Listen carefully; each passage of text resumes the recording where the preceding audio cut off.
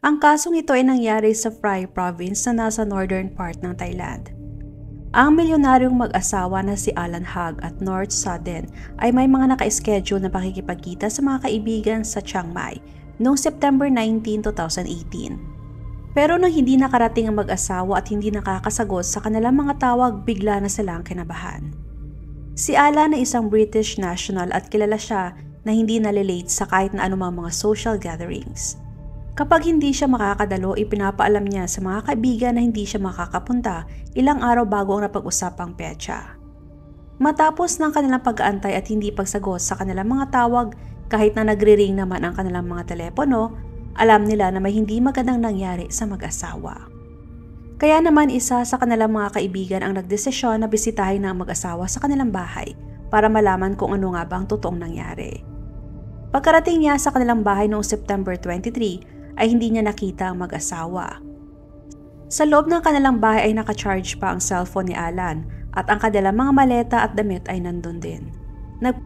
Nagpapahiwatig na sila ay naghahandang umalis pero hindi sila nakaalis ng bahay. Napansin din ng kanilang kaibigan na wala sa kanilang garahe ang kanilang sasakyan.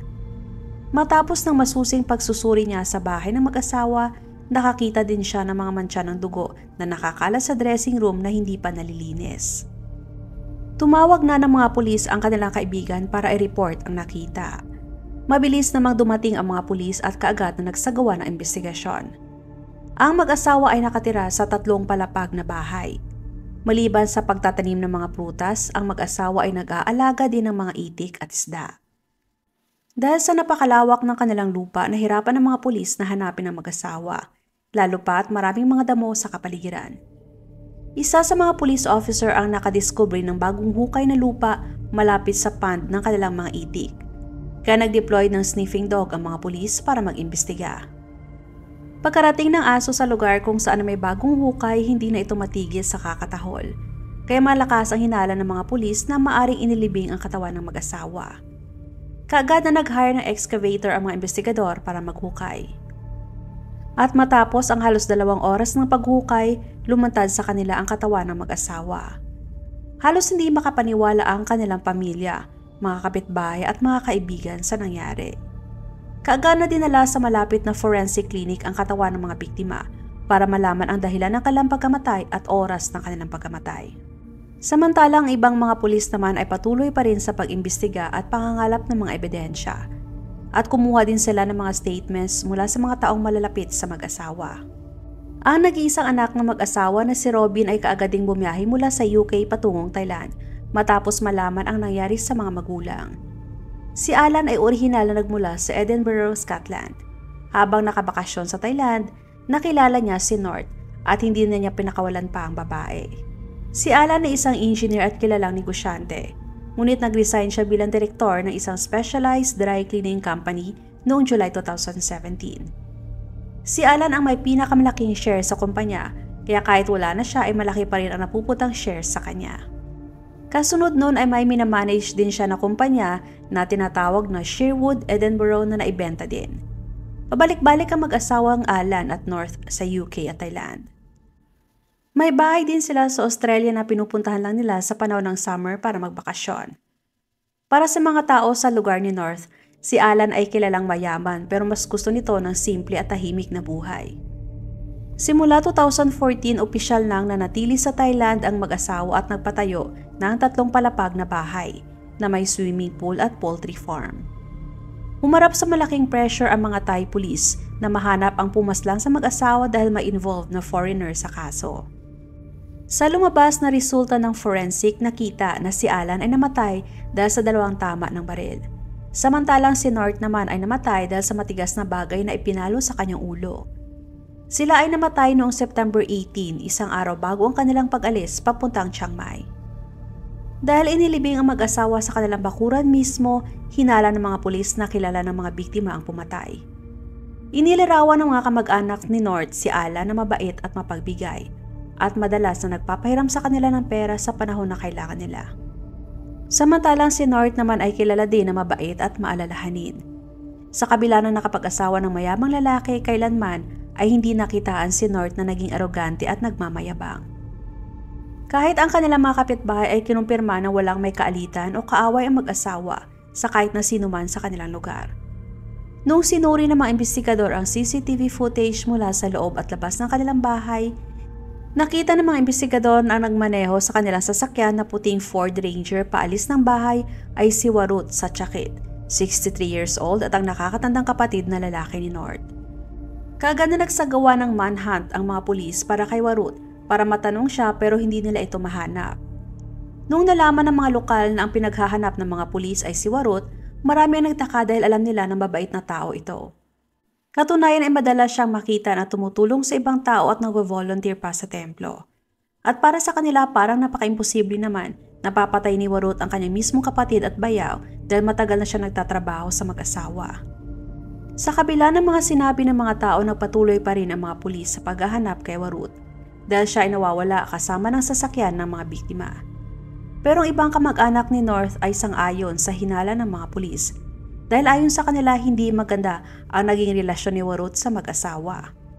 Simula nung sinimula ng mag-asawa ang kanilang poultry farm, paunti-unti na ring nasisira ang relasyon nila ni Warut. Dahil madalas daw na hindi nakokontento si Alan sa mga ginagawang trabaho ni Warut.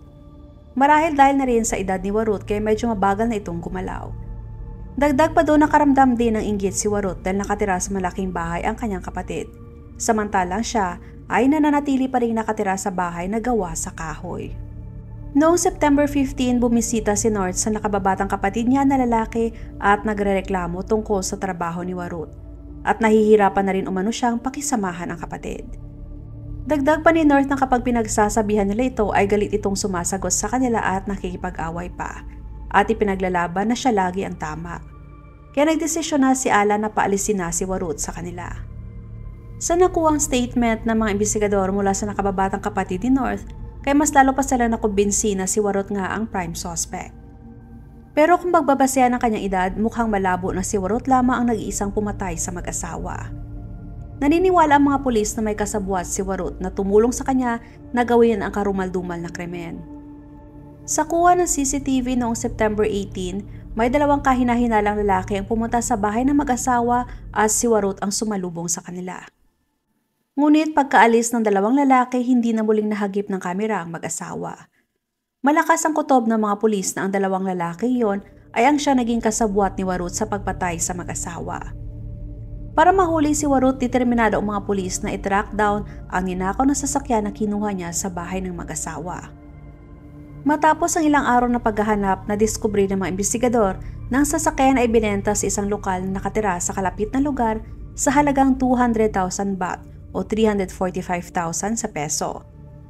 Pero ibinenta din na nakabili ang sasakyan sa isang lalaki na taga-Laos sa halagang 430,000 baht o halos 743,000 sa peso.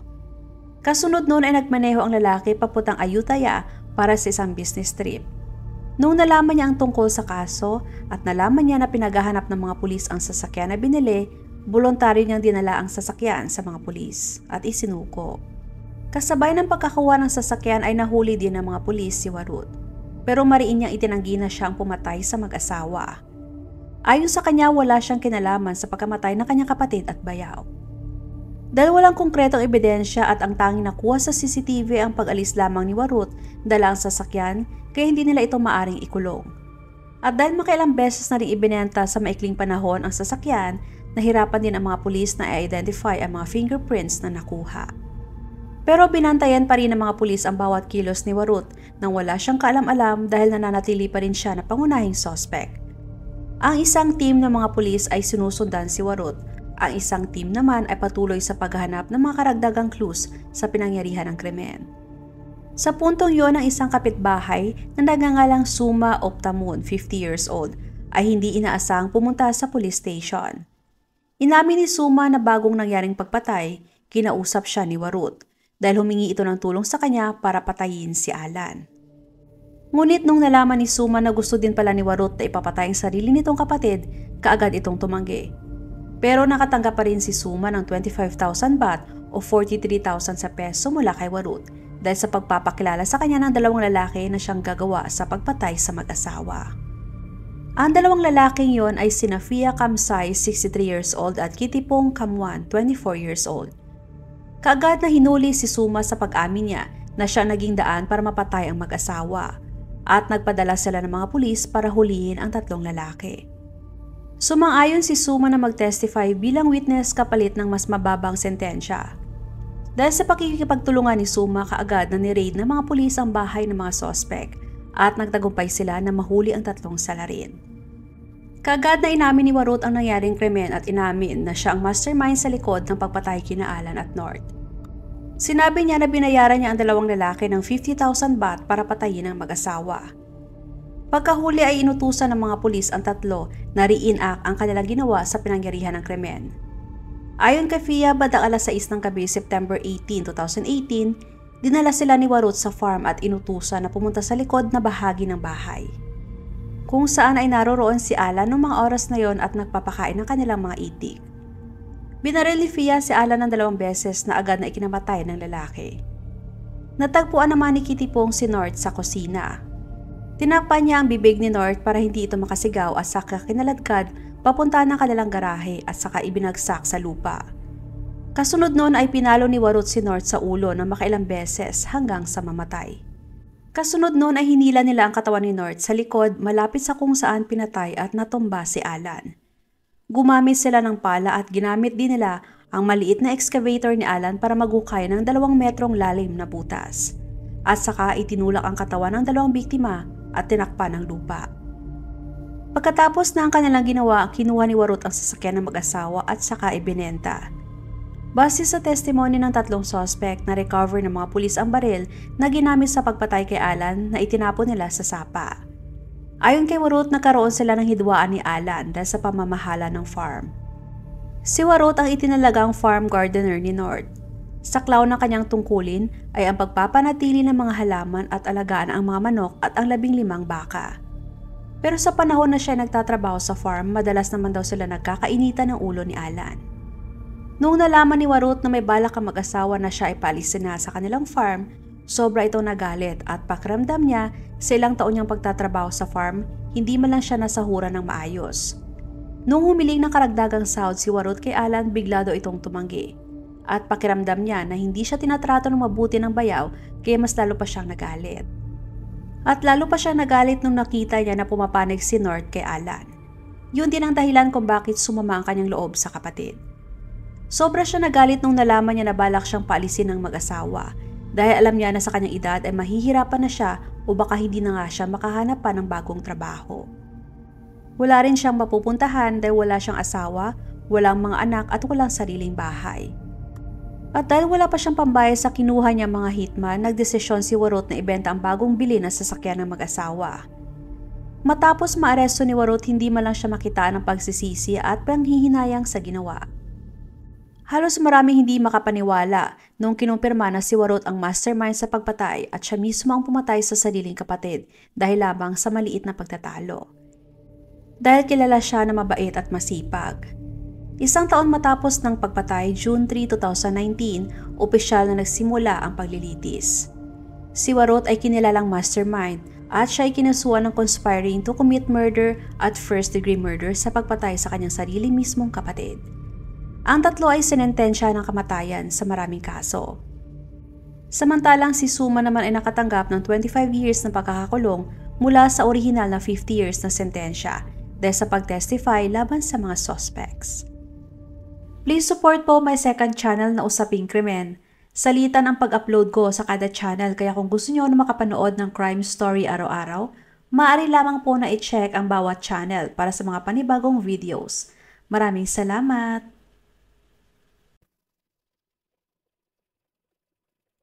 Huwag magatubiling ibahagi inyong mga saloobin at komento. And please huwag kalimutang mag-like and subscribe sa aking channel kung hindi mo pa nagagawa. Magkita-kita tayo ulit sa aking susunod na video. Maraming salamat!